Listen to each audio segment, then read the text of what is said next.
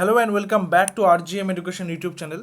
তো মাদ্রাসা group D পরীক্ষার জন্য যে ইন্টারভিউ পরীক্ষা হবে আগামীতে, সেই পরীক্ষার আজকে ক্লাস নাম্বার 1 আমরা আলোচনা করছি। যাদের রিটেন এক্সাম খুব ভালো হয়েছে তারা ইন্টারভিউ প্রিপারেশন কিন্তু শুরু করে দিন, কারণ ইন্টারভিউ ডেট দিয়ে দিলে তারপরে কিন্তু বেশি টাইম আপনারা পাবেন না। তো মাদ্রাসা নিয়ে এর আগে একটা বেসিক একটা ইন্টারভিউ ক্লাস আমরা করেছি, ইউটিউবে আপনারা প্রত্যেকে দেখেছেন। তো সেই ক্লাসের রেস ধরেই কিন্তু আমরা চলছি। যেহেতু ইন্টারভিউতে রিটেন এক্সাম পাস করার পরে ডাকা হবে, অর্থাৎ আপনারা নিজেদের যোগ্যতা প্রমাণ করেছেন বলে আপনাদেরকে ইন্টারভিউতে ডাকা হয়েছে, তাই সেখানে কিন্তু আপনাদের জ্ঞান জাহির করার জায়গা নয়, সেখানে আপনার পার্সোনালিটি টেস্ট হবে, যে আপনি কতটা যোগ্য এবং সেই শিক্ষা প্রতিষ্ঠানে আপনারা চাকরি করতে যাচ্ছেন সেটা সম্পর্কে কতটা আপনারা ওয়াকিবহাল। তো আজকে আমরা সেই মাদ্রাসা নিয়ে আলোচনা করব, ভারতের সংবিধানে মাদ্রাসার প্রভিন্সেস কী কী রয়েছে এবং তার পাশাপাশি মাদ্রাসা কোথা থেকে আসলো বা মাদ্রাসার উৎপত্তি কীভাবে এবং ভারতবর্ষে কত রকমের মাদ্রাসা দেখতে পাওয়া যায়, সেই সমস্ত বিষয়গুলো নিয়ে আলোচনা করব। যারা একেবারে নতুন রয়েছেন এবং মাদ্রাসা গ্রুপ ডির প্রিপারেশন নিচ্ছেন ইন্টারভিউ, তারা অবশ্যই চ্যানেলটা সাবস্ক্রাইব করে বেলটা প্রেস করে রাখবেন, তাহলে প্রত্যেকটা ক্লাসের নোটিফিকেশন টাইম টু টাইম আপনারা কিন্তু পেয়ে যাবেন। এবং আমরা কিন্তু রোজ বেলা 12টা থেকে এখানে ক্লাসগুলো করাচ্ছি। আমরা যদি ভারতের সংবিধানের কথা দেখি, তাহলে ভারতের সংবিধান অনুযায়ী আর্টিকেল নাম্বার 30, এখানে অনুচ্ছেদ হচ্ছে আর্টিকেল নাম্বার 30 বা 30 নম্বর অনুচ্ছেদে 1950 সালে যে ভারতের সংবিধানটা গৃহীত হয়েছে, সেই 1950 সালের সংবিধানে অনুচ্ছেদ নাম্বার 30-তে, যদিও 1948-এর যে খসড়া কমিটির ছিল সেখানে 23(1) নামক যে অনুচ্ছেদ ছিল, সেখানে এই যারা সংখ্যালঘু, সেই সংখ্যালঘু শিক্ষা ব্যবস্থার ব্যাপারে কিন্তু বলা হচ্ছিল। তো এখানে কি বলছে, অনুচ্ছেদ নাম্বার 30 ভারতের সংবিধান 1950, সমস্ত সংখ্যালঘু ধর্ম বা ভাষার ভিত্তিতেই হোক না কেন তাদের পছন্দের শিক্ষা প্রতিষ্ঠা এবং পরিচালনা করার অধিকার থাকবে।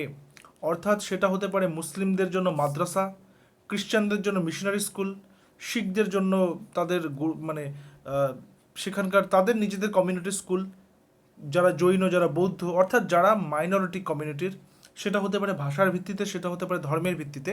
তো তাদের কি করতে হবে, তাদের কিন্তু আলাদা করে শিক্ষা প্রতিষ্ঠান তৈরি করা এবং তারপর সেটাকে পরিচালনা করা এবং শিক্ষা গ্রহণের সমস্ত অধিকার রয়েছে।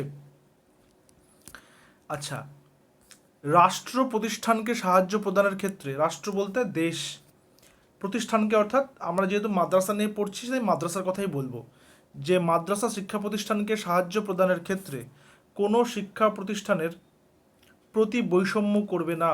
অর্থাৎ যে অমুক শিক্ষা প্রতিষ্ঠানকে বেশি দেওয়া হলো ওটাকে কম, তা কিন্তু করবে না। এটি একটি সংখ্যালঘুর ব্যবস্থাপনার অধীনে, তা ধর্ম বা ভাষার ভিত্তিতেই হোক না কেন। অর্থাৎ কোনো সংখ্যালঘুর যদি নিজেদের ব্যবস্থাপনার অন্তর্গত থাকে তবুও কিন্তু হবে। এবং একটা কথা আপনারা প্রত্যেকে জানবেন, যে পশ্চিমবঙ্গে কিন্তু শিক্ষা বোর্ড, অর্থাৎ West Bengal Central School Service Commission রয়েছে, West Bengal Central School Service Commission WBCSSC, কিন্তু মাদ্রাসার কিন্তু আলাদা বোর্ড রয়েছে, কি West Bengal Madrasah Service Commission WBMSC, ঠিক আছে। তো এটা কিন্তু আলাদা বোর্ড রয়েছে, যারা এরা কিন্তু নিজেরা অটোনোমাস বডি, নিজেরাই কিন্তু পরীক্ষা নেয়, নিজেরাই রিক্রুটমেন্ট করে, নিজেরাই প্লেসমেন্টগুলো করে, ঠিক আছে। এখানে কিন্তু স্কুল সার্ভিস কমিশন এখানে হস্তক্ষেপ করে না। তো এখানে কিন্তু প্রত্যেকের ভিত্তিতে কিন্তু নেওয়া হবে এবং যেগুলো শিক্ষা ব্যবস্থা রয়েছে, শিক্ষা প্রতিষ্ঠান রয়েছে, সে শিক্ষা প্রতিষ্ঠানগুলো সেখানকার স্থানীয় ধর্মীয় যারা ব্যক্তিত্ব রয়েছেন তাদের দ্বারাই পরিচালিত হবে, তাতেও কিন্তু কোনো সমস্যা নেই। মাদ্রাসা শব্দটা কোথা থেকে আসছে সেটা আমরা একটু জেনে নিই। মাদ্রাসা একটি আরবি শব্দ, দারসুন থেকে উদ্বুদ্ধ, যার অর্থ পাঠ। যেহেতু মাদ্রাসা নিয়ে বলছি, সেই কারণে মাদ্রাসা সমস্ত একদম বেসিকটাও জেনে রাখা দরকার। মাদ্রাসা মূলত মুসলমানদের অধ্যয়ন গবেষণার প্রতিষ্ঠান। সাধারণ অর্থে মাদ্রাসা হচ্ছে আরবি ভাষা ও ইসলামী বিষয়ে অধ্যয়নের প্রতিষ্ঠান, মানে ইসলামিক জ্ঞান লাভ সেগুলোর অধ্যয়নের প্রতিষ্ঠান। মাদ্রাসার প্রাথমিক স্তর মক্তব, নুরানি বা ফোরকানিয়া মাদ্রাসা নামে অভিহিত। এই জায়গাগুলো ভালো করে দেখে রাখবেন, মক্তব, নুরানি বা ফোরকানিয়া। আগামীতে আমরা জানবো মক্তব কি, নুরানি কি। ফোরকানিয়া শব্দের মূল ফুরকান, যার অর্থ বিশিষ্ট। প্রাথমিক স্তরের যেসব মাদ্রাসায় ফুরকান পাঠ ও আবৃত্তি শেখানো হয়, কুরআন পাঠ ও আবৃত্তি শেখানো হয়, সেগুলিকে বলা হয় দরসে কুরআন। তো এগুলো জেনে রাখা দরকার। সাধারণত স্থানীয় কোনো মসজিদের আশেপাশেই পরিবারের ছোটদের প্রাথমিক পর্যায়ে ধর্মীয় শিক্ষা দেওয়া হয়। মসজিদের ইমাম বা মুয়াজ্জিনরাই সাধারণত এখানকার শিক্ষক বা উস্তাদও বলা হয়ে থাকে, শিক্ষকও বলা হয়ে থাকে। তো মক্তব হচ্ছে একদম প্রাথমিক স্তরের যে বাচ্চারা রয়েছে তাদেরকে শেখানোর জন্য মক্তব। ওকে, নেক্সট বলেছে ভারতীয় উপমহাদেশে প্রচলিত মাদ্রাসার প্রকরণগুলো কি কি।